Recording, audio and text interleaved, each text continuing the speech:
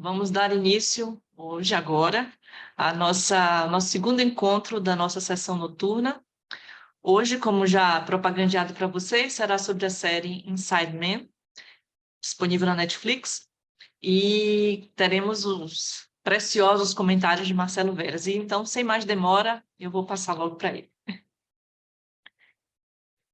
Bom, então, o que eu pensei inicialmente a colocar, né? Eu imagino que a maioria das pessoas assistiu, né, o Inside Man. Quem não assistiu, bem feito, vai receber spoiler. Mas já que eu acho que a maioria assistiu, eu vou começar de um ponto que eu acho que é importante para o que eu pretendo desenvolver, que é exatamente na cena que se desconstrói tudo, que é na hora que ele tenta, né, o vigário, ele decide que ele vai matar a Janice para salvar a pele do filho, porque ele achava até que o filho tinha começado, mas aí ela não está suficientemente morta, ele precisa concluir. E nesse momento entra a repórter, né, salvo engano, a Beth. A Beth, ela vai entrar, e é aí que a gente tem um cruzamento de narrativas, porque até então não tínhamos a ideia de que Beth e o vigário que estavam no mesmo universo. E é isso que, depois dessa cena, que é a cena dessa surpresa do encontro com a Beth, vem a cena do diálogo que eu acho que é bastante interessante, que dá já uma certa noção, né, de como funciona a, digamos, o modo de pensar, né, de Griff, e o modo como ele vai desenvolvendo as coisas. E eu acho muito curioso que o ponto que essa série é uma série que foi bem acolhida, mas ela recebeu muitas críticas porque achavam o roteiro furado. Pois eu acho que tem que dizer para essas pessoas que é cinema, que é televisão, o importante. O roteiro não está furado. Se fosse assim, a gente não podia fazer uma ficção científica, está furado, né? O homem não está. Mas, exato, se for assim, a gente, por exemplo, se a gente assiste A Paixão de Cristo, é extremamente inverossímil também, né? Então, eu acho que o objetivo, talvez tentando salvar um pouco a pele, né, dos roteiristas, né, seja exatamente tentando mostrar uma construção, porque quando a gente vai fazer um roteiro, né, eu já tive até já fiz, né, alguns, poucos, mas fiz, e já trabalhei na construção inclusive do Loucura Entre Nós, né, do filme. A gente sabe o trabalho que dá arrumar aquilo, né, aquilo tudo numa narrativa, e ele consegue fazer o que para mim é o principal. Ele sustenta os 4 capítulos muito bem, você assiste né, com interesse, você vai adiante.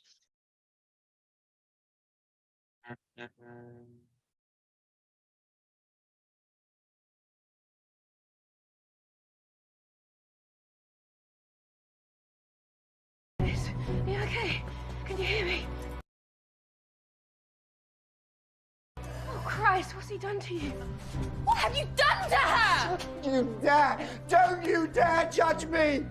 I have acted out of love. I have acted out of duty. I have done my best and nothing, none of it is my fault. Okay. Why are you looking frightened? How dare you look frightened of me? That is insulting to me. Put the hammer down, okay?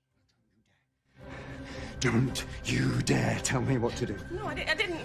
I am a kind and loving man. I am a husband. I am a father. How dare you look frightened of me? Look at me! Look at me!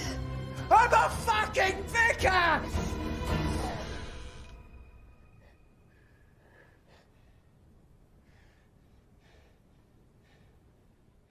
Essa cena, por que eu acho que ela é interessante? Porque é o Carrefour, quer dizer, o encontro, é a encruzilhada das narrativas.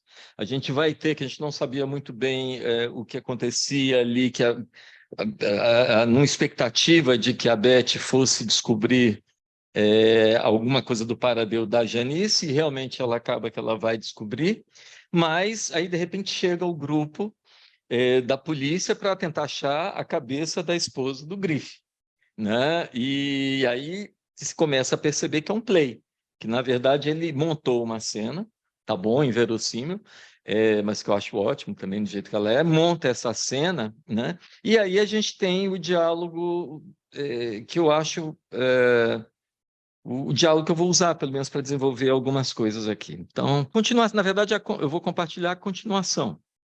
The first thing you need to understand is that they weren't looking for you. In point of fact, they were looking for my wife. Or, at any rate, a piece of her. I'm afraid I creatively misled them. I will make you pay! It was controversial at the time, but since I'm going to be executed in a little over 2 weeks, there's really not much more that they can do to me. You've got a friend with a private army. I wouldn't say friend. I wouldn't say army.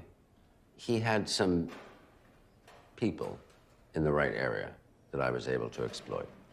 How did you know where to send them? The missing persons report. There wasn't one. Exactly. Sometimes it takes a while to notice what isn't there.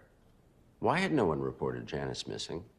Clearly, she had shown up where she was supposed to be, and going by the timing of her distress call to her friend, it seemed overwhelmingly likely that she was still there. It wasn't difficult to find out that she was the maths tutor to the vicar's son and that she worked on Sundays. How odd that you hadn't reported her missing. But of course, you don't report somebody missing if you know exactly where they are. Basically, you guessed. Well, yeah. Guessing is how reason proceeds in the absence of fact. All I could be sure of was that there were 2 places of interest. Janice's apartment, which only her abductor would know was empty and therefore safe to breach, and the vicarage, Janice's last known destination. I just deployed my resources accordingly. How's your boy? With my brother. Recovering. From your attempt on his life? I didn't. That book. Yeah, no, right. You were trying to kill someone else at the time. Why did you want to speak to me? Murderers interest me. Being one myself. I'm not a murderer. I didn't murder anyone. Oh, you didn't murder Janice. But tell me, if you hadn't acted the way you did, would your wife still be alive? Don't say that. No, I understand your pain. I have suffered a similar loss. No. You murdered your wife. You strangled her to death. I've read about you. You hacked her head off. Yes. How could anyone even do that? That's a story for another day. Perhaps you'll be the one I tell it to. Why me? Because I think you might understand. Because you and I are the same now. We are not the same. Of course we are. Because everyone is. There are moments that make murderers of us all. We're not freaks in cages to be stared at and judged and written about as though we're a breed apart. We're anyone on a bad day. Cracks can open in the most ordinary life and swallow anyone at all. No one is safe from the worst that they can do. There are very few advantages to having the blood of a loved one on your hands, but at least you know who you are, who you've always been. The lies are cleared away, and you understand him at last. The man behind your eyelids. Terrifying, isn't he?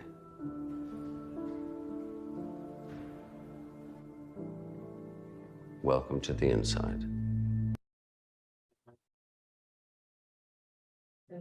Bom, essa é uma cena que ela pode ser trabalhada de várias maneiras. Primeiro que a cena onde Griff coloca para ele mesmo, né, e assim para nós, né, e ao mesmo tempo para o vicar, né, o padre Harry, uma lógica de pensamento pelo negativo. Ou seja, não se trata de buscar as pistas nas evidências, mas buscar as pistas nas faltas de evidências, que é algo um pouco parecido com o que faz, inclusive, a psicanálise. Ou seja, isso daí tem um exemplo, um texto clássico de Freud, que é a negativa, que vai mostrar exatamente isso. Ali onde o sujeito nega, se ele nega afirmando, ele não está negando, não é?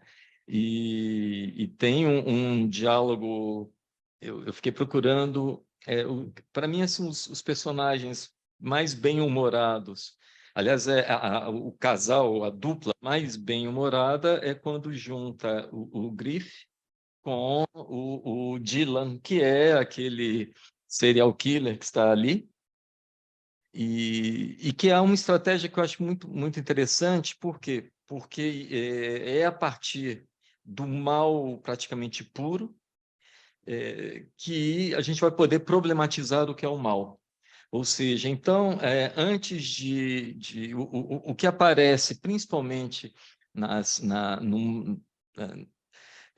falas do Dylan, a meu ver, é exatamente uma possibilidade da gente ouvir o mal, mas completamente sem moral, né? Ou seja, há uma certa desmoralização do mal, e aí a gente começa a buscar as grandes, digamos assim, os circuitos, né? E as chicanas do mal, exatamente onde elas colocam, que através da maldade de gente boa. Por isso que quando essa música eu estava ouvindo no rádio e estava vendo o filme, eu falei, poxa, tem tudo a ver, né? A bondade né, de gente ruim também é muito perigoso, né? Algo que a gente tem que ter uma certa atenção. Ou seja, isso daí traz uma questão que é o que é realmente o mal, né? O mal que a gente vai ter que lidar. Mas, assim, essa série ela tem uma ambientação que ela é muito específica, né? E talvez isso me leve depois até eu volto para essa parte aqui, mas eu vou me permitir aqui sair daqui e ir para a abertura. E depois eu vou explicar o porquê dessa abertura, né? Por que ela é tão interessante. Porque ela dá exatamente essa abertura, nessa entrada, né, que vai acontecer, ela dá exatamente o tom do que vai ser proposto ali e por quê, e inclusive vai dar o pano de fundo da série. Deixa eu ver onde é que está a abertura, que a abertura não está logo no começo, está no minuto 6. Então, deixa eu colocar aqui. É porque a gente tem um prólogo, né? Ah, está aqui. Eu vou colocar a abertura e depois eu conto um pouquinho sobre ela. Agora, vamos lá. Eu tenho que só que ampliá-lo. Ah, pronto. Vamos compartilhar com o som. Desligar o microfone. Run home for a long time. You may run home for a long time. I tell you, God Almighty's gonna cut you down. Great God Almighty's gonna cut you down.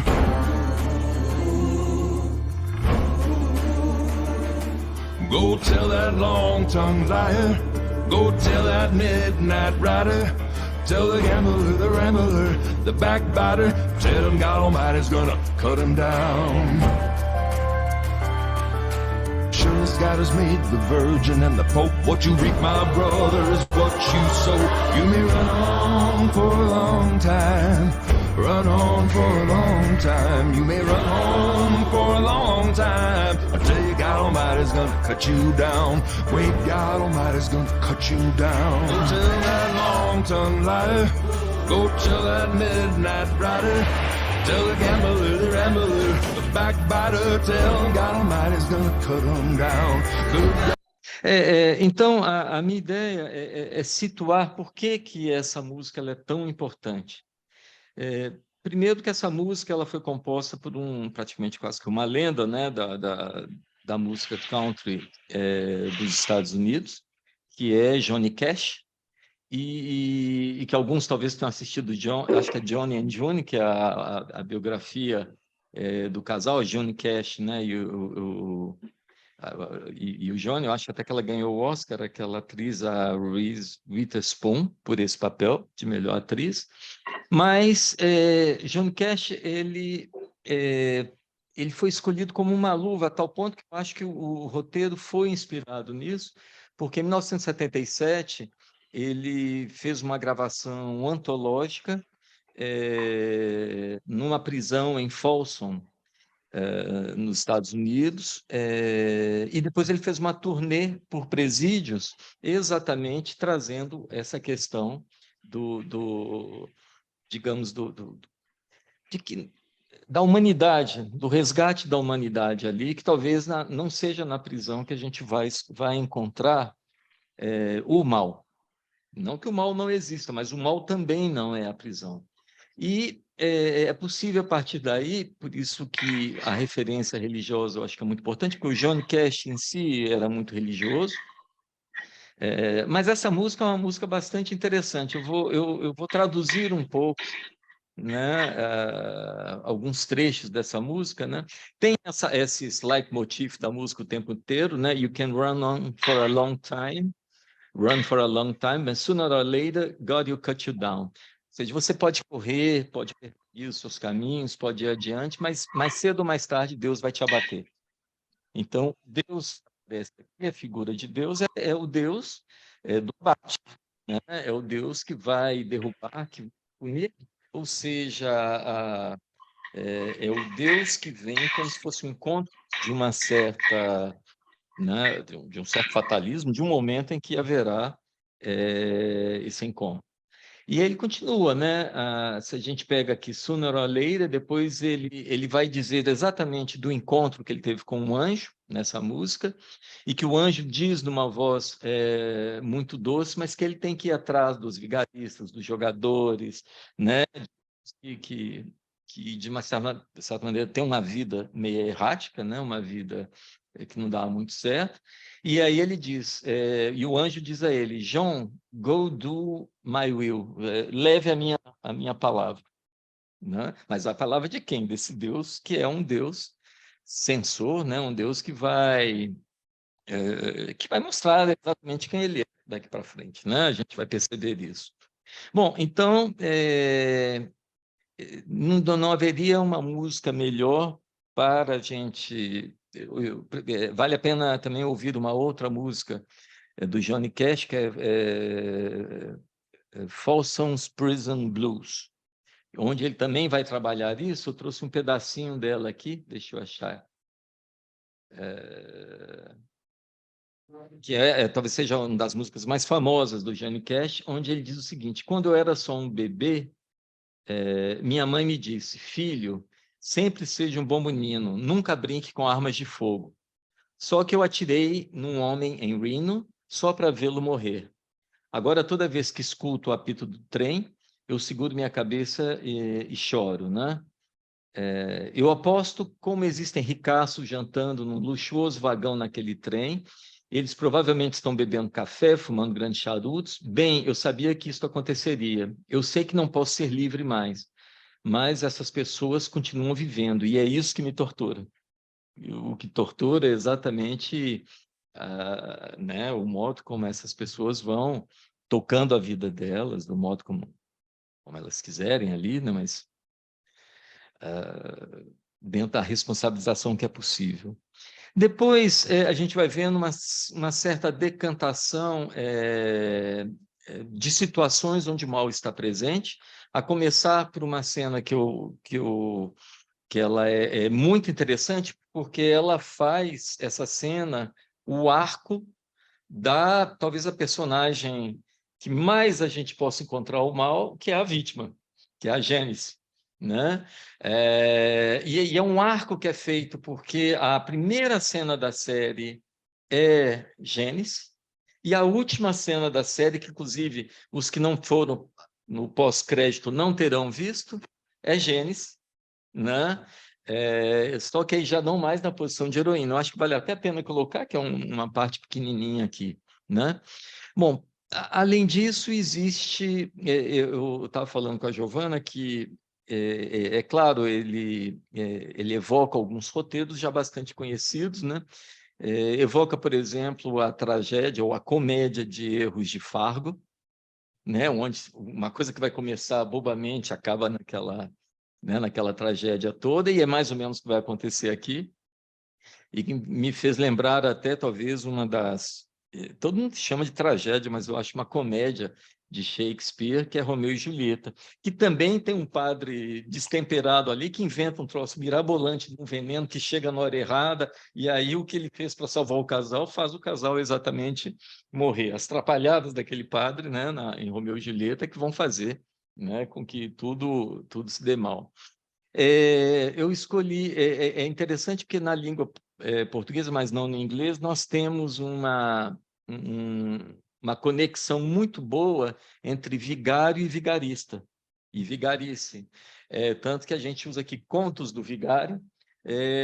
Por quê? Porque vigário vem de vicarius, vicaris, que é do latim, e que é o que se coloca por.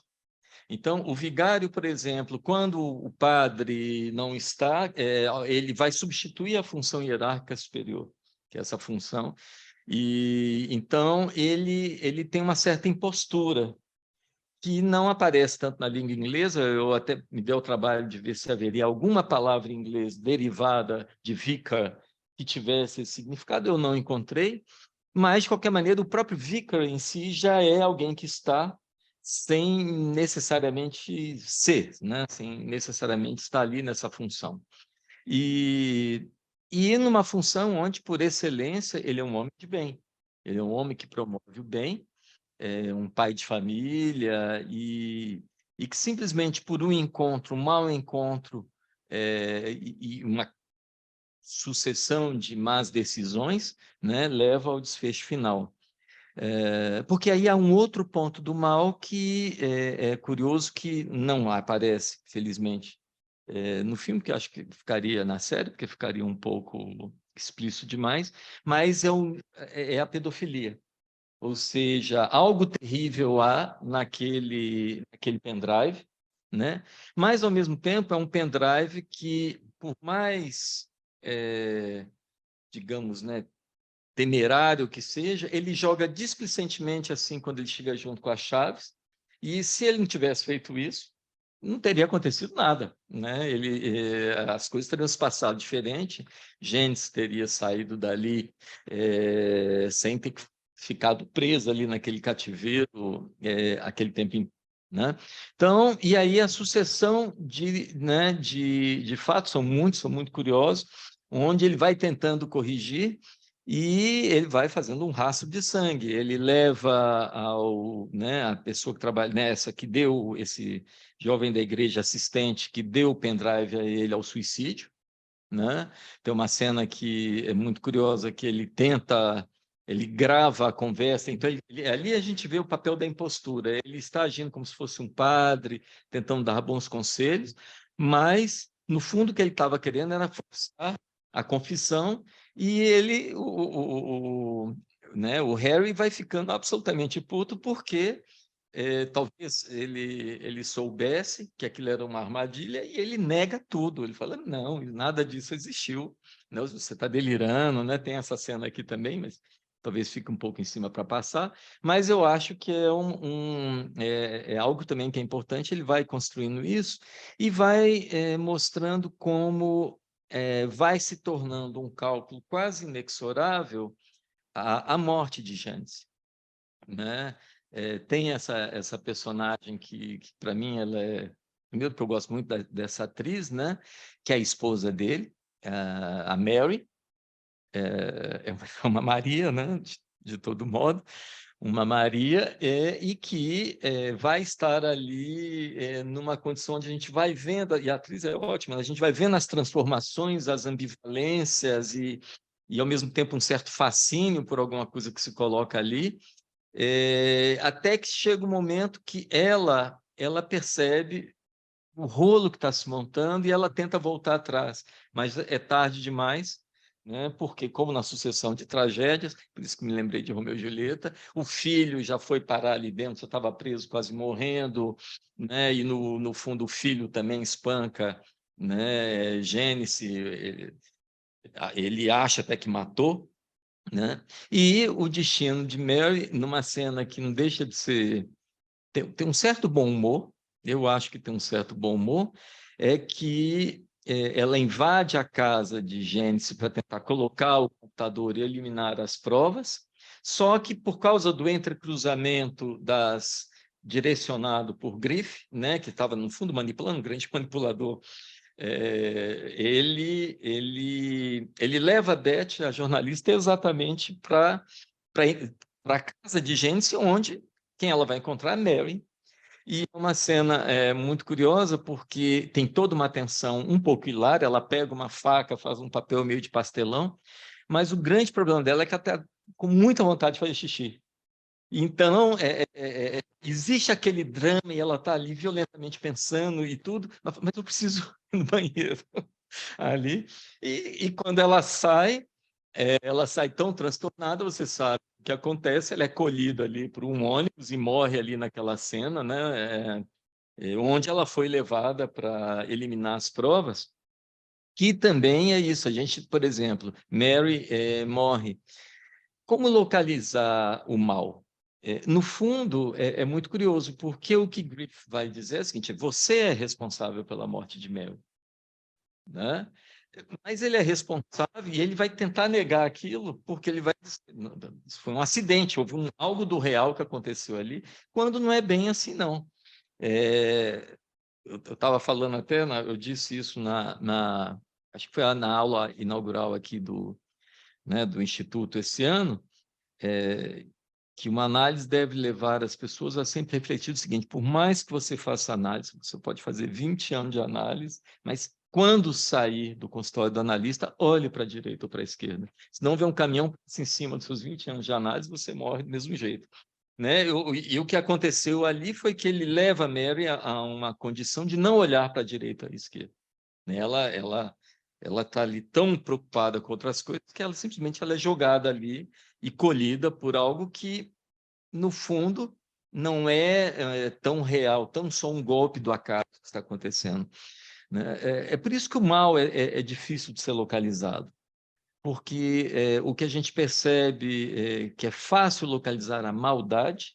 Esse é um problema que tem um belíssimo texto de Alain Badiou, né, que é um livrinho que já tem, eu acho, em português sobre a ética. Eu acho que tem em português aquele livro da ética, né? Que é todo um ensaio sobre o mal, como pensar o mal a partir de acontecimentos. Por exemplo, ele vai, obviamente, a Shoah, vai a carnificina que houve também depois da Revolução Francesa, né, naquele momento revolucionário.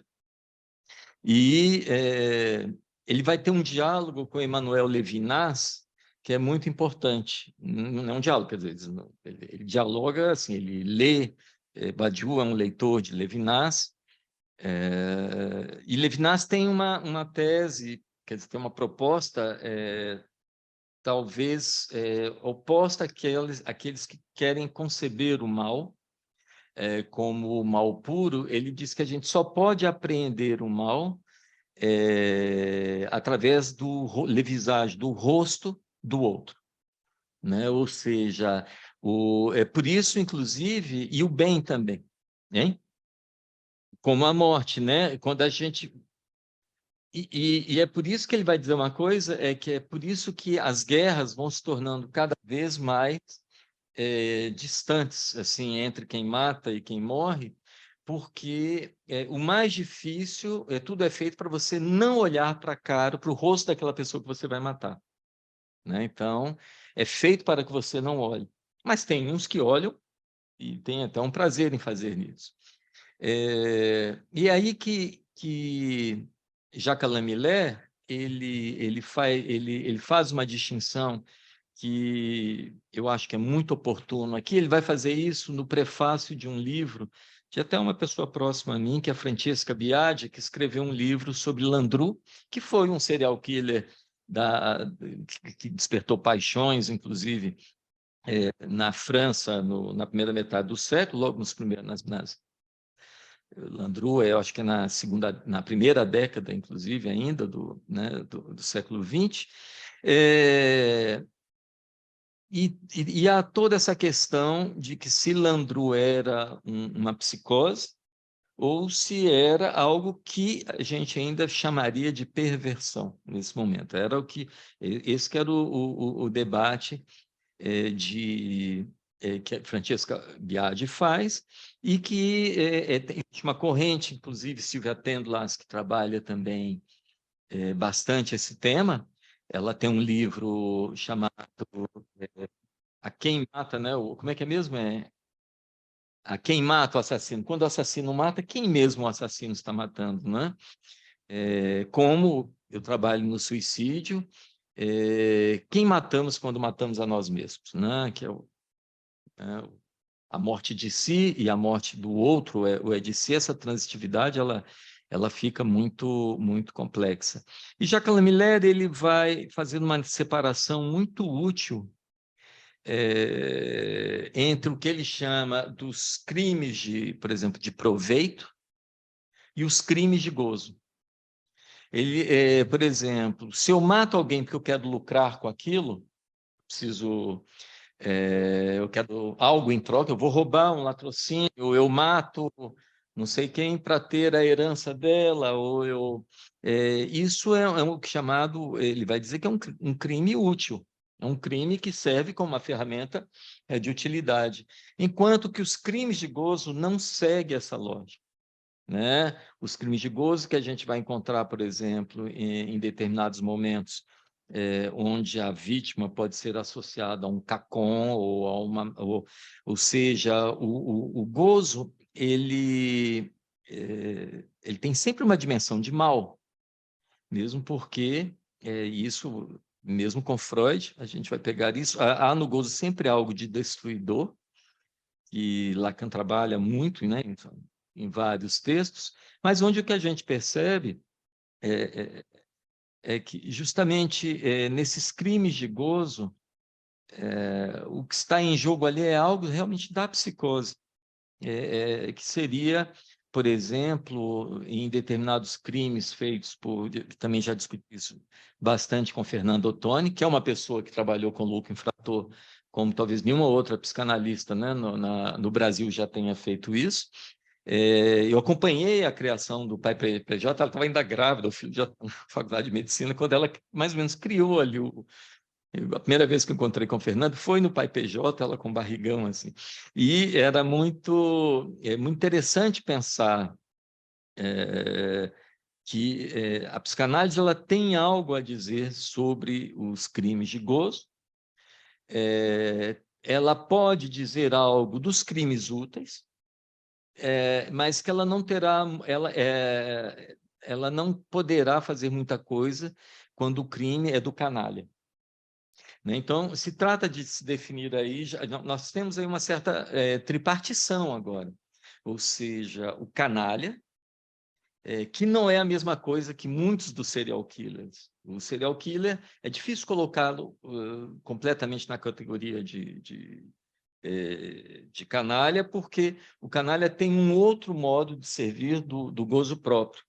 Então, na verdade, é mais um crime útil, mas para perpetuar a lógica do gozo. Enquanto, no caso das psicoses, os crimes, né, motivados, né, por às vezes um delírio, é claro que o sujeito sabe, por exemplo, vou dar um exemplo para facilitar aqui, digamos que eu acho que o meu vizinho do apartamento ao lado ele está querendo me matar. Né? Então, eu começo a ficar preocupado que aquele vizinho está fazendo coisas, ou ele pode envenenar a minha comida, e eu começo a ter medo dele e eu penso até em matá-lo. Mas eu posso matá-lo, mas eu vou ter que me haver com a lei. O paranoico, quando comete um crime, ele sabe que ele vai ter que se haver com a lei, mas para ele era uma condição necessária. né? Então, ele coloca aquilo como algo da ordem da necessidade, porque convoca a própria existência dele, o que está em jogo. Então, toda a estratégia, nem a estratégia, toda a lógica da construção do pai PJ, com Fernanda, e uma equipe enorme, são várias pessoas que trabalham com ela, muitos da escola também, era exatamente em tentar resgatar essa humanidade digamos, que some num hiato epistêmico que a gente pode chamar de manicômio judiciário.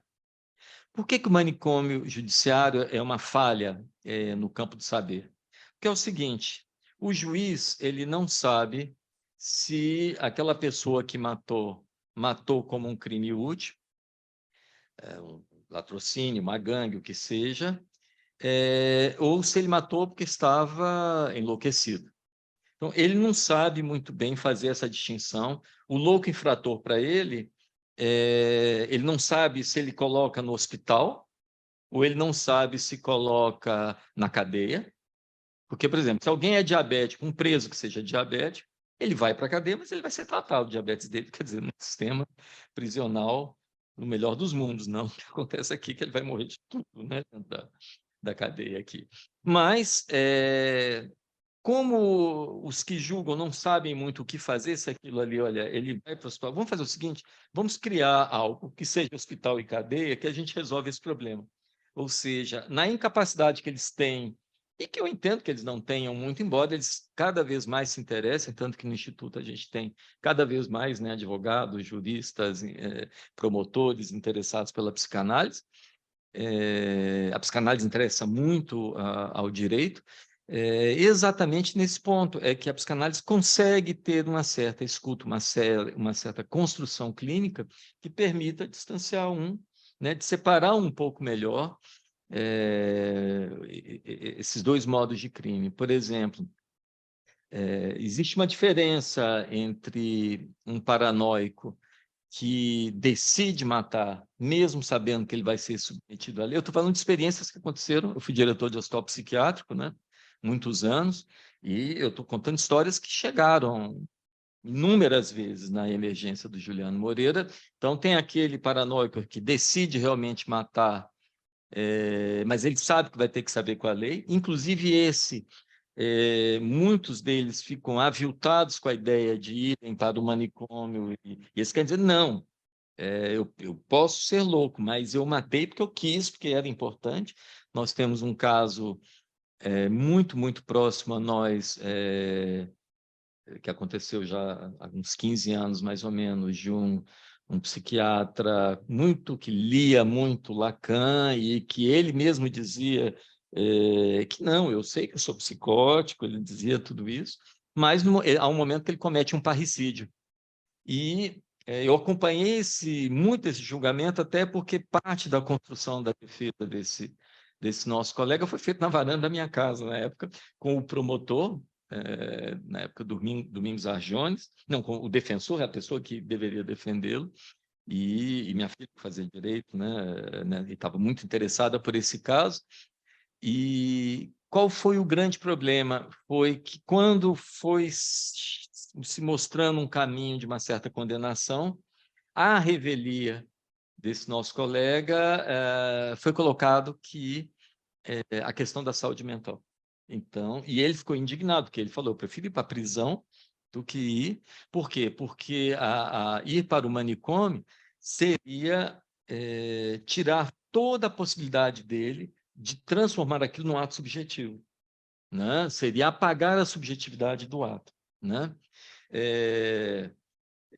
Eu trago isso porque, no fundo, é muito curioso o modo como a gente lida uma relação em balanço entre o que digamos, Griff e Dylan, esses parceiros, onde a gente...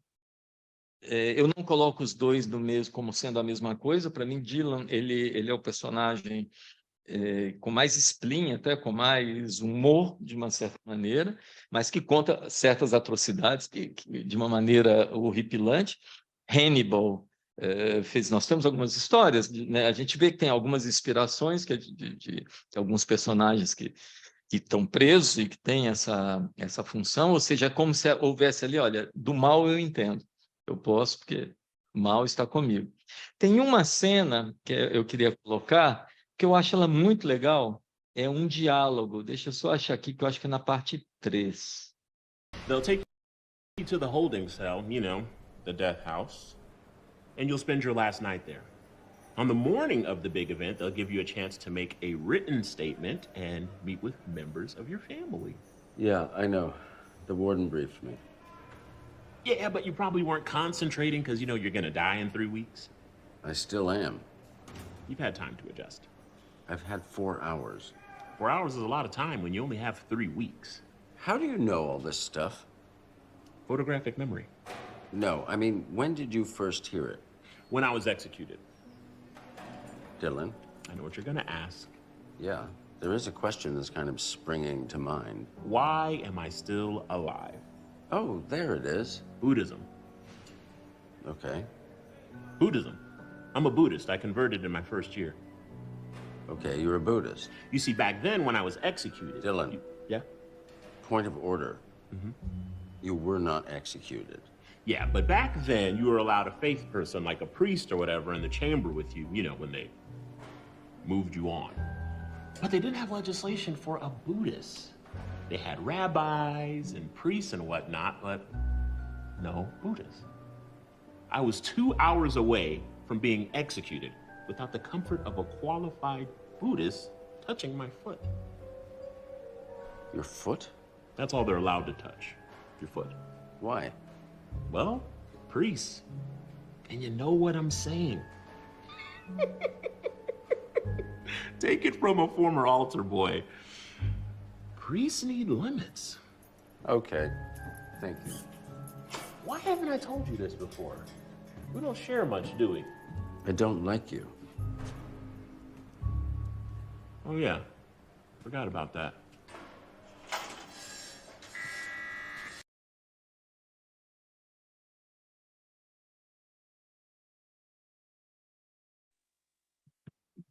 Essa cena, para mim, eu acho que ela é muito curiosa, né? Ela faz um certo encontro com o que é um pouco também a loucura religiosa, né? E que, no fundo, ele simplesmente, porque não tinha um budista, ele não pôde ser executado, um sujeito que fez, sei lá, 50, não me lembro mais quantos, né? Quantos crimes que estavam ali no ombro dele. Mas ele tem um certo saber, mas é curioso que sai ali também uma certa origem, que ele era ex-coroinha também, né? Então, e ele sabe bem que padres fogem dos limites, ele sabe que os padres passam dos limites, né? A Marcela me mandou ontem, eu até compartilhei, achei muito divertido, uma sequência de fucking vicars do... Foi você que fez, Jamile? Parabéns, estava ótima aquela sequência, eu me diverti muito com ela. Eu acho que a melhor maneira de traduzir fucking vicar realmente eu sou um puta, né? A fucking vicar, eu sou a porra do padre, né? Vamos dizer assim, eu sou o padre com um certo delírio de autoridade, ou seja, é um momento que ele escapa da impostura e que ele vai negar absolutamente tudo, né? Tudo que ele professa, né? Digamos que ele consegue ali, em nome de salvar o filho, ele faz um caminho contrário ao que o próprio Deus faz, que mata o filho para salvar a humanidade, ele mata a humanidade para salvar o filho, ele faz uma certa torção ali, que eu acho que é muito interessante. Tem algumas passagens que eu gosto muito, né? Tem uma referência que é curiosa, porque ela é bem atual, é a entrada de Gênesis, a entrada da série, que é aquele momento onde uma das faces do mal, que seria um jovem que resolve provocar...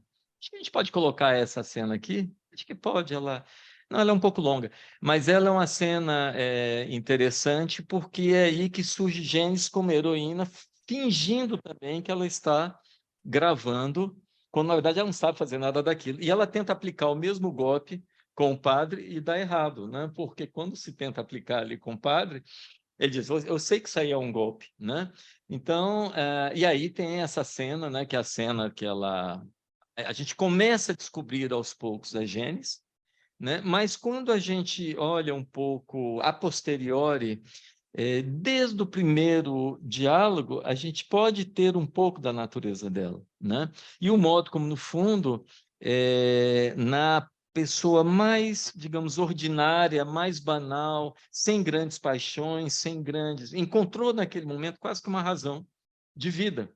Ou seja, ela quis perpetuar aquilo, e no fundo, é ela que incute, não sei se vocês perceberam isso, é ela que incute na cabeça de Harry e de Mary a ideia de matá-la.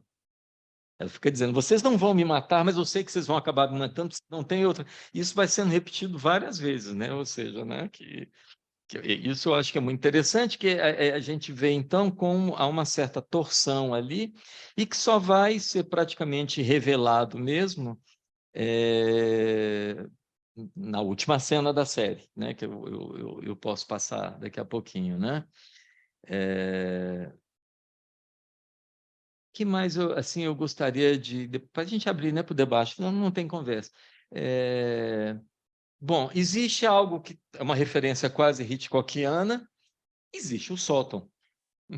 Ou seja, existe aquele lugar, o andar de baixo, então você tem um andar, digamos, da casa do vigário, e é no porão que as coisas acontecem, né? Então, essa é uma referência que me lembra muito Psicose, de que né, que comentou tanto Psicose, seu amigo Yugoslavo Zizek. O Zizek, naquele filme, né, o Guia do Perverso no Cinema, ele vai mostrar os 3 níveis da casa de psicose, né? Ele vai dizer que no andar de cima está a mãe, que é a mãe do super-eu, que é aquela que... Né? Ele faz uma tópica meio freudiana ali. Então, que o andar de cima é o super-eu materno, né? Que aqui é algo... Ele também age em torno de um certo super-eu, de um certo rigor, né? O padre. Aí tem o hotel, a casa de Norman Bates, que fica um pouco com a trama da realidade, né? Aquilo que passa, assim. E aí, onde as coisas acontecem, inclusive o Zizek vai mostrar que quando ele traz a múmia, o cadáver da mãe, para o andar, para o sótão, que tem uma hora que ele desce com ela para o sótão, ela diz para ele alguma coisa como assim, você não vai fazer essas coisas comigo, que mostra algo mais ou menos assim, não me lembro da frase exata, que mostra que é no porão que esses limites, esses bordos todos, né, não existem, de uma certa maneira. É ali que essa trama que junta sexo, não há ali uma suspensão fálica, né? Não há ali nada que possa suspender. Então, eu vou colocar, porque talvez alguns não tenham visto essa última cena, e aí a gente conversa. Deixa eu botar aqui. Pá, pá, pá. Vamos, again. A última cena é 56. Então, eu vou para cá. Eu tenho que fechar o outro, acho que já fechei.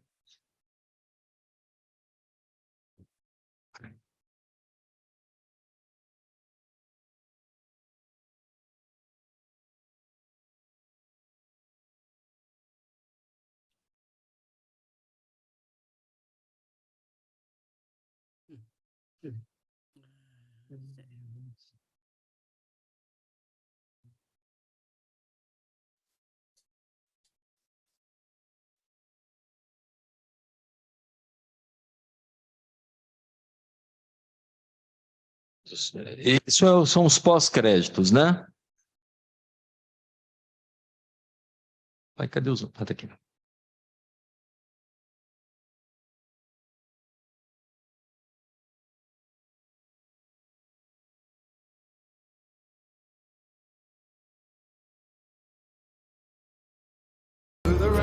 The backbiter, tell him God Almighty's gonna cut him down.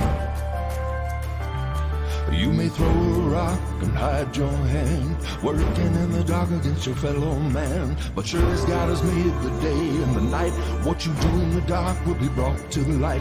You may run and hide and slide, try to take the mold from your neighbor's eyes. Sure as God has made the Virgin and the Pope, what you reap, my brother, is what you sow.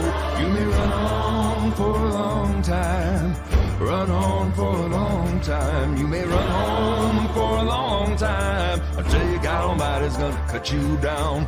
Wait, God Almighty's gonna cut you down. Good God Almighty's gonna cut him down. Wait, God Almighty's gonna cut him down. Wait, God Almighty's gonna cut him down. So, you have a case. You do understand that I'm a little pressed for time. I understand you'll be dead in a week. Do you? Personally, I'm having a little trouble grasping the fact of my execution. I wonder if your friend Beth will write about it. Well, she hasn't written a word about you so far, and I don't think she will. No, I don't think so either. So, what problem can I help you with in the limited time I have left? My husband's murder. Yes. So you said in your message. Well, Dylan here has done a little research and raised an interesting issue. Dylan? Miss Fife, no offense, all due respect, but your husband isn't actually, dead? No, but he deserves to be. And I wondered, Mr. Grief, if you could help me with that. So you want to murder your husband? You don't seem very surprised. This is death row, Janice. Everyone's a murderer. How can I help?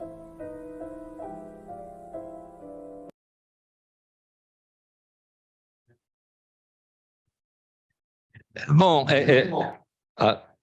Lupin, essa cena revela algo que, no fundo, me parece algo quase que uma coluna vertebral do roteiro, que é o seguinte: no fundo, a única pessoa que não mudou linearmente da primeira à última cena é Janice.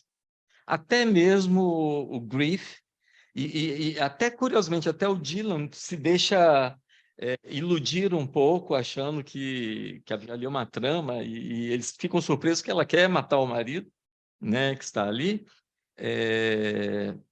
Então, assim, todos os personagens, inclusive ele, porque ele realmente, a questão da morte, me parece, né, que vai ser uma questão ali para ele. Eu acredito que, se tiver uma nova temporada, algo dessa morte da mulher talvez apareça, né? Não fica muito claro, dá a ideia de que ele era casado com a filha meio de um gangster, né? De um político meio, ou de um homem muito poderoso, meio gangster. E não se sabe muito bem onde ele enterrou a cabeça, né? O resto do corpo tinha sido encontrado. Mas Janice não. O que a gente percebe é que ela não foi afetada pela experiência, ela só se revelou, mas que, no fundo, é a personagem mais linear, né? E que tudo vai se modulando a partir dela. Então, finalmente, se eu tivesse que tentar achar uma localização para o mal na série, não é no fucking Vika, não é sequer em Dylan, mas é na Janice. Quer dizer, essa é assim, o modo como eu gosto de pensar, né? Agora vamos discutir um pouco aqui. A mulher do Vicário a relação dela, eu acho muito interessante, mas eu acho que a relação de Mary é uma relação que ela vai tendo surpresas, mas que, no fundo, a grande questão dela não era matar Janice, porque ali teve uma certa... Ela foi induzida também aquilo. O lance do e-mail, ela caiu na cilada, né? De frute. Isso que eu estou falando. No começo, há uma certa excitação pela ideia que uma mulher pode ter de ver inclusive porque a Mary, elas colocam um pouco estúpida, assim, um pouco sem grandes atrativos. enquanto Gênesis tinha toda uma intelectualidade que é elogiada pelo Harry no começo. Ele fala bem dela, ele vai, ele pega. Então, não vejo necessariamente como um ciúme, mas ali, aquela mulher, né, com tanto... Né, de repente, vai tendo um certo fascínio dela, e, no fundo, ali se estabelece um triângulo. Eu vejo ali que há um certo triângulo ali ordenado, e que, inclusive, é um triângulo que o quarto excluído é o Ben, que é o filho, né? Mas que também vai ser transformado com o desencanto que ele vai tendo, né? Até é muito interessante, como é mesmo o nome dele? Deixa eu achar aqui. Não, é Edgar, que é o ajudante né, o sacristão ali com o pendrive. Percebam que ele é transformado pela experiência, tanto que ele se mata, né? Embora eu acho que ele se mata ali muito para se livrar daquela mãe também, porque aquela mãe realmente até eu pensaria em me matar com a mãe daquelas, mas ele faz algo que eu acho muito interessante. Ele deixa uma carta testamento, porque ele incrimina não, ele nem vai dizer que a culpa é do pai, mas ele vai colocar de uma maneira que, invariavelmente, a gente percebe que ali há uma carta, né? Uma carta que está sendo passada, né? Isso eu acho interessante.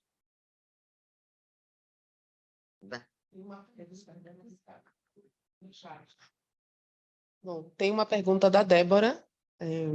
Ela faz um comentário e depois uma pergunta. Ela diz: ao que parece, a série trabalha muito, principalmente sobre o personagem que está preso e resolve os casos, com a ideia de não haver uma hierarquia do mal. E aí ela questiona se você teria algo a comentar sobre isso, Marcelo.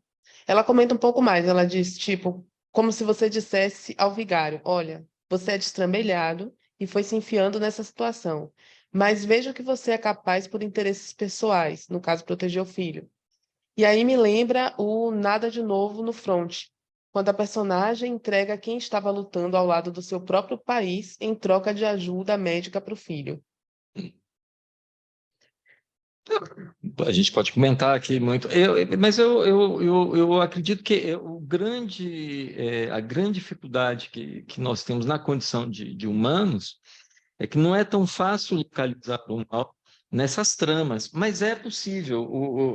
Por exemplo, como é que eu diria assim? No fundo, o Dylan, ele tem a expressão do mal, mas a gente percebe que há algo ali que provavelmente pela série, pelo modo como se passa, há algo ali de um trabalho de gozo.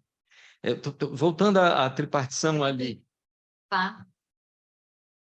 ¿no? Exato. Eu fui para a terapia, me abri completamente e ela abandonou a profissão. Exatamente, ela largou a profissão.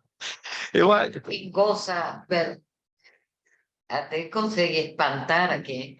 Tem algo, né, nessa lógica, né? Bom, o Griff me parece de uma grande humanidade, me parece, não tem muito problema com relação a isso. Parece que ele é talvez quem mais ele possa encarnar, e talvez o padre, no final, que vai preso também, os prisioneiros da prisão Folsom lá, porque é muito interessante, vale a pena, realmente é um trabalho bacana ouvir desse disco do Johnny Cash de 77, né, gravado na prisão, porque é uma gravação ao vivo, e tem uns diálogos entre uma música e outra, e se percebe como toda a questão do Johnny Cash ali era de dar uma certa dignidade, dizendo, nós não somos esse dejeto todo, né? Não existe esse mal aparado. É nesse sentido que, Débora, né, que eu acho, Débora, que onde a gente percebe o arco do mal é com a personagem Janice. Ali sim, eu acho que há algo, porque é o único lugar onde eu consegui perceber algo que não é modulável pela moral, qualquer coisa serve, né? Ela não está... Aparentemente, ela começa a gente pensando que ela é uma grande moralista que quer salvar da pedofilia, né? Quando não é nada disso. Na verdade, ela também é completamente fascinada por aquele pendrive. Eu acho que o que até move ela foi porque, não sei se vocês perceberam isso, a única pessoa que viu o pendrive foi Gênesis. O padre não viu, ele não teve tempo, o filho, ninguém viu o pendrive. A única pessoa que viu, que foi lá e que viu, né, e a partir daí na trama, é a Gênesis. Isso eu acho que é muito interessante. Não sei se tem mais comentários.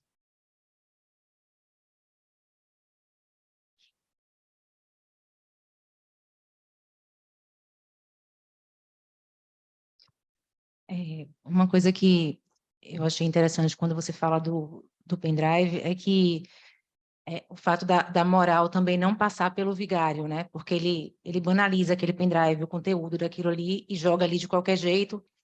E aí tem toda a questão da relação do pai e do filho, desse amor, né? Eu estou fazendo tudo isso pelo meu filho, mas que, na verdade, não tem nada disso. Ele está fazendo tudo para não ter a culpa de ter feito algo que iria recair sobre ele, ou até de ver se desfazer a imagem de um filho perfeito na frente dele, né? Com tudo que ia recair sobre aquele filho, assim, mas de desmoralizar a questão da igreja, assim. Eu achei que isso é bem interessante na série.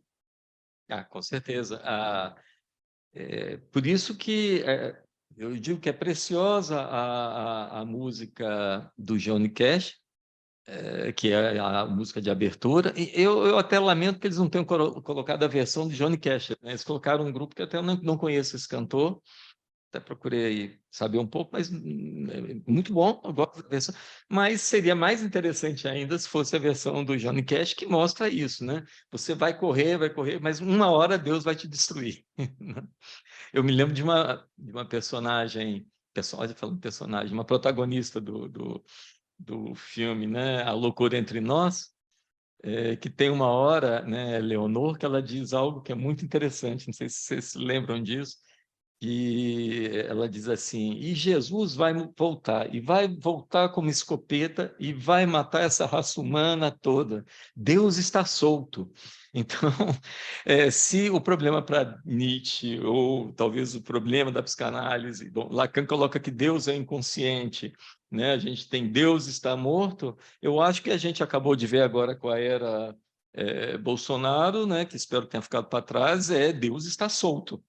Né? Que é o grande risco que a gente tem agora, né? Cuidado, Deus está solto. Hoje eu tive até um privilégio, hoje eu tive um longo debate nacional sobre saúde mental com o Paulo Amarante, que é uma pessoa que, né, tem uma trajetória. Nós estávamos debatendo sobre saúde mental, esse conceito, e na era digital. Uma hora dessa, eu acho que deve ir para o YouTube, eu vejo depois se isso foi. Tinha muita gente assistindo. E ele fala exatamente que um dos maiores problemas para a gente pensar nas políticas de implantação no momento atual, mesmo agora voltando um pouco o Ministério da Saúde a ter uma outra orientação, são essas comunidades terapêuticas, né? Todas em nome de um Deus um Deus insensato, enlouquecido, né? Que priva a todos de liberdade, né? E os isola. Não, vocês estão com mal, quando o mal sair, vai. Então, que é um dos grandes desafios é evitar. Por quê? Porque se a gente conseguir uma mudança de política de Estado, mas isso não impede que esteja havendo cada vez mais, há um crescimento enorme dessas comunidades terapêuticas que ainda há quem acha que isso deve ser usado realmente na rede de saúde mental, né? Então, a gente estava discutindo isso hoje à tarde. Vamos animar o debate? No,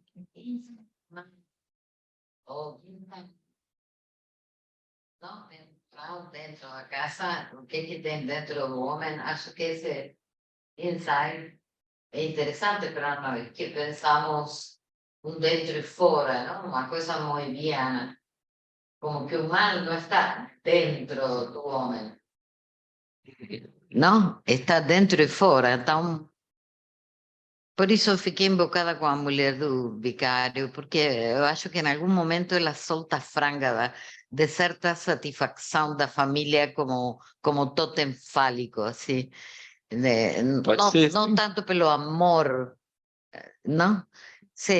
Percebam Em algum momento ela vivia começa fora. a curtir, sabe? Estava achando que o filho estava fora, né? O filho não era tão importante assim, Não, no não fundo. era tão importante. O mais curioso é que na economia ali do casal, foi solto ali. Felizmente para ele, até no sinal. Então, talvez a inumanidade passa pelo feminino também, no inside man, que há dentro de um homem? Uhum. Um feminino inumano? Não, porque sim. a pergunta seria o que há dentro do homem? Eu não saberia. Bom, uma coisa é certa. Não é o mal, o que está É, dentro? não é o mal. Se a gente pensa um pouco, né, assim, digamos assim, essa constituição subjetiva, ela é feita no momento onde a questão não é o mal, né? A questão é a agressividade, que não é a mesma coisa que o mal. É Lacan que vai trabalhar muito isso com a agressividade em psicanálise, né, que é um texto muito interessante, mas Jacques Lamillard, nesse texto incontornável para o momento atual, que é Efeito de Retorno da Psicose Ordinária, né? Lacan vai colocar aqui, contrariamente talvez ao que muitos pensam, porque exatamente ao choque com a linguagem, a tudo isso, mas que a base é o imaginário, a base é especular. E, digamos que a neurose ou psicose vai se definir depois. Digamos, a base é psicótica no sentido de que a base não tem bordo falho.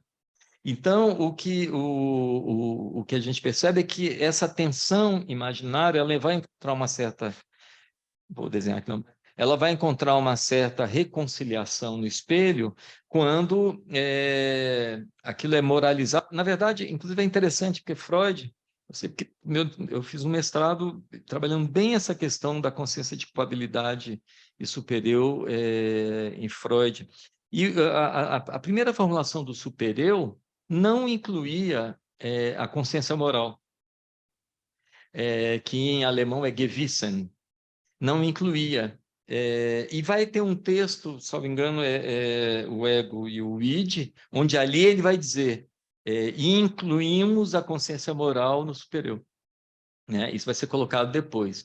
Ora, o que a gente percebe é que essa consciência moral, ela promove para o melhor e para o pior uma certa reconciliação entre a e a linha, entre o ideal do eu, né? Ou seja, aquele eu ideal com todos os ideais que nos torturam, né? A Marilyn Bruce fala que pouco importa o modo como o super-eu vai se manifestar na contemporaneidade, mas o que importa é que, qualquer que seja o modo, ele vai ser torturado pelo super-eu. Né? E uma versão disso em Freud é que, por mais que tentemos superar, mas o eu ideal vai ser sempre um fracassado correndo atrás daquele ideal do eu, né? Mas uma certa pacificação especular, que é a construção da imagem narcísica. Né? Mas, quando se quebra esse eixo à linha, vai aparecer a verdade, que é o seguinte, que é o duplo, que, aliás, a literatura é cheia de duplos, né, excelentes. Nós temos Dorian Gray, a gente vai ter o Orlá de Maupassant, ou seja, é no momento em que a própria imagem no espelho se dissocia da sua imagem, que a pessoa percebe o eu ideal como um duplo ameaçador. E aí ele localiza o mal.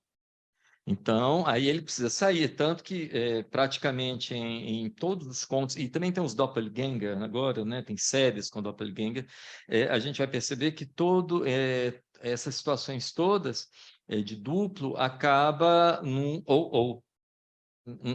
tem que morrer, né? Ou se quebra o espelho, né?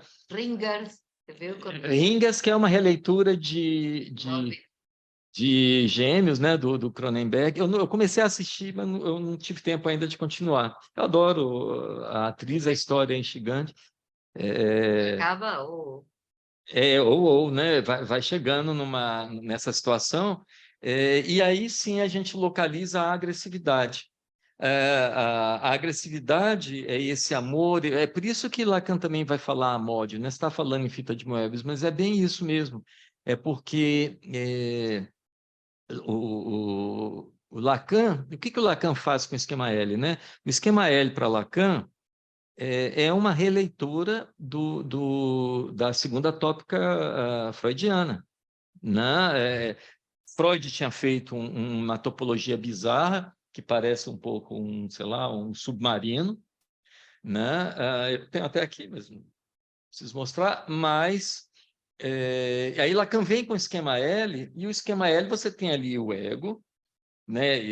No splitting que ele tem que ter entre eu e o ideal do eu. A gente vai ter o S, que é S porque em alemão é S de id, né? Das Ich und das Es, né? O ego e o id em alemão, e que é o reservatório pulsional, que é o lugar onde no esquema L inicialmente a gente vai localizar o gozo, né? Freud não tinha muito pensado o gozo, mas reservatório pulsional. Lacan, quando faz essa tradução, coloca um pouco ali, e o polo do outro simbólico, que é o grande outro, que é o quarto rebatimento né, do esquema L, que está na parte inferior à esquerda. E é claro, essa diagonal que vai do outro ao S, né? Ela quando ela cruza o imaginário, ela fica achuriada, não sei se é complicado. Ela vai ficar achuriada, ou seja, se não houvesse imaginário, essa diagonal que Lacan vai chamar de inconsciente, atingiria diretamente o gozo. E é isso que a gente vai chamar de inconsciente a céu aberto. É inconsciente a céu aberto porque é um inconsciente que não é obstaculizado pelo filtro, pela inversão,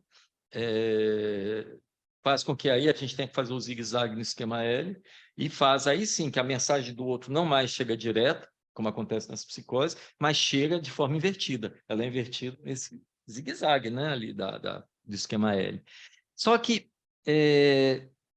tudo bem, o esquema L ele é feito em duas dimensões.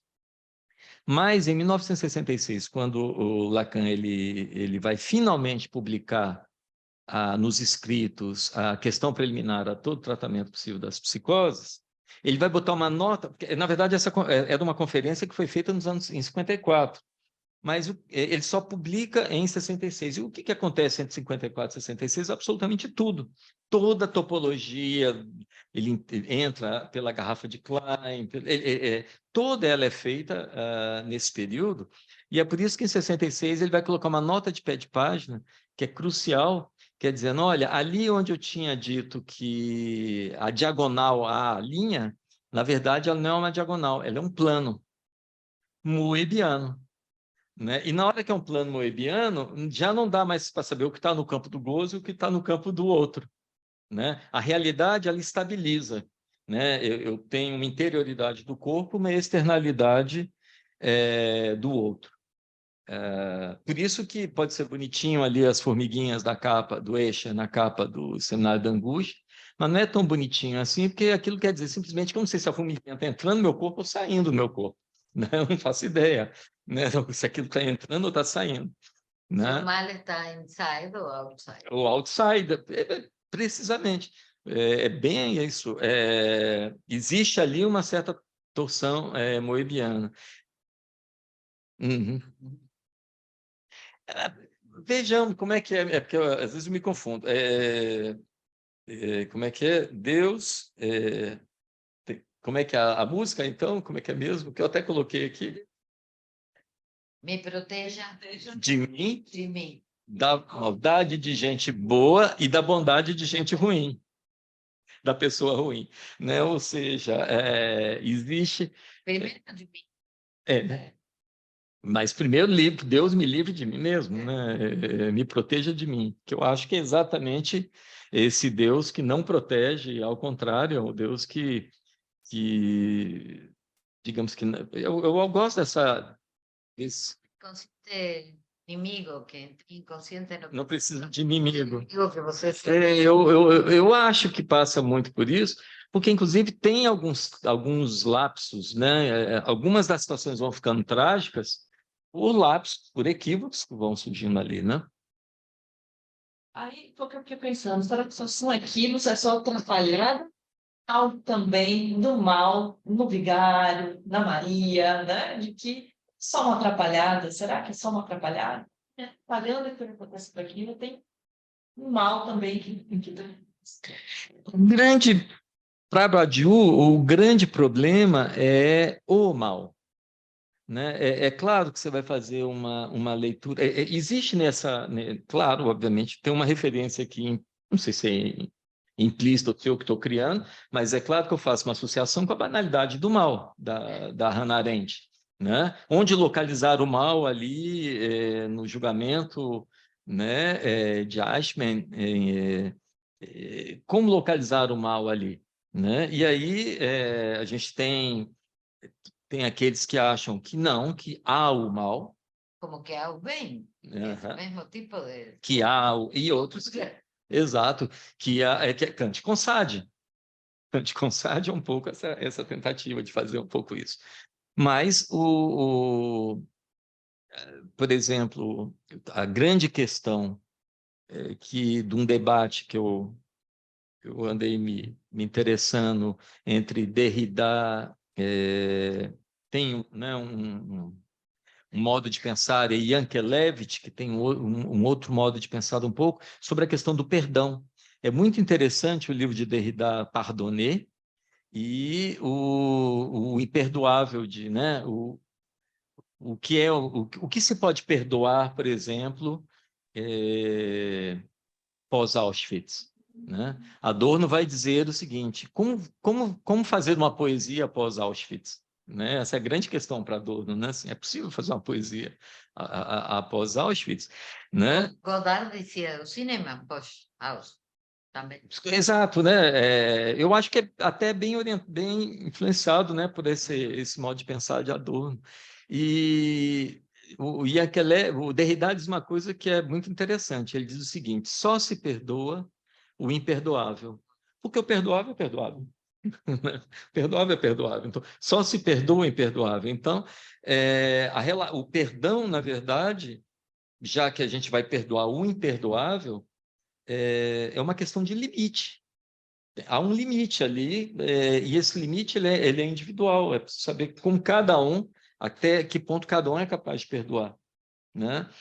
Isso foi muito importante, né? Yankelevich trabalha isso muito, porque estava ficando muito complicada a Alemanha nos anos 50, depois com Guerra Fria tudo, porque como conviver na Alemanha, todos ali, os nazistas todos ali, reconstruindo ali, então como fazer esse convívio, né? É possível um grande perdão, né? Que por sinal é um filme bem interessante, ou não, né? Então, Só fazer um comentáriozinho, falando sobre a Segunda Guerra, eu lembrei de umas coisas que eu estou lendo sobre a Segunda Guerra e me deparei com um psicopatologista e um psicólogo que em 46, logo depois da guerra, pegaram 16 oficiais nazistas e carrascos nazistas em Nuremberg que iam ser, né, que estavam sendo julgados e tal, e aplicam o teste do Rorschach neles, imaginando encontrar o mal, né? Ou seja, imaginando encontrar esse desvio e tal. E eles acabaram abandonando e ninguém mais pegou muito nesses testes porque viram que eles estavam dentro da curva normal, assim. Então, tinha gente ali no meio daqueles 16 tivesse talvez alguma coisa mais fora de ordem, mas o geral era de pessoas normais, ou seja, a localização do mal de que está em qualquer lugar. A psiquiatria eugenista era de tentar encontrar o mal nos judeus, né, tipificado no corpo, né? As características, as insígnias do mal, onde estariam ali, né? Acho bem interessante.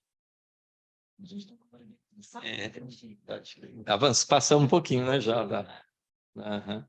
Agradecer a presença de todos. Eu acho que tem uma galera aqui assistindo, não é?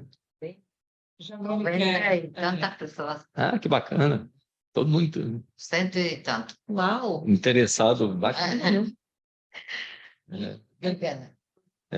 Todos que estão aí. Tá bom.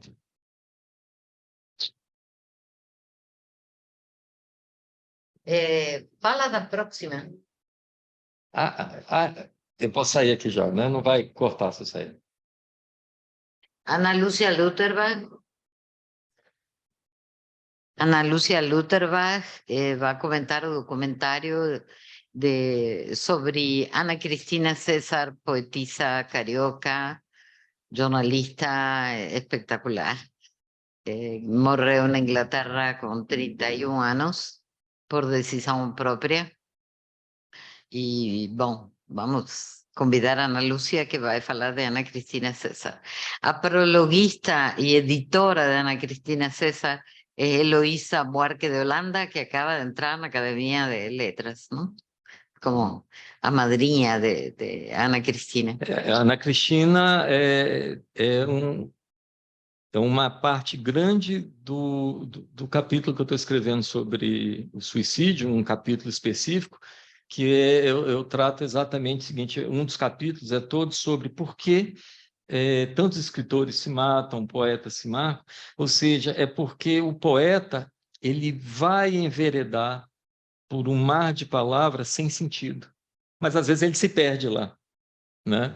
Tanto que eu faço a comparação, eu digo o seguinte: talvez a função do psicanalista diante de pessoas assim que a gente vê nessa lógica seja um pouco o conselho que Cirne, né, dá a Odisseu, que quer ouvir né, ele quer ouvir o canto das sereias, mas sabe que se ele ouvir o canto da sereia, né, ele vai morrer, ele vai ser tragado. Mas que é importante ouvir. E aí Cirne diz: olha, se você quer ouvir o canto das sereias, tudo bem, você pode ouvir. Então ele tapou. É muito bonito esse poema, né? Ele tapa o ouvido de todos os marinheiros do barco, para que ninguém ouvisse, mas ele destampa o dele, mas ele pede para ficar amarrado no mastro, porque aí, se ele está amarrado no mastro, ele vai ouvir, mas ele não vai se atirar no mar.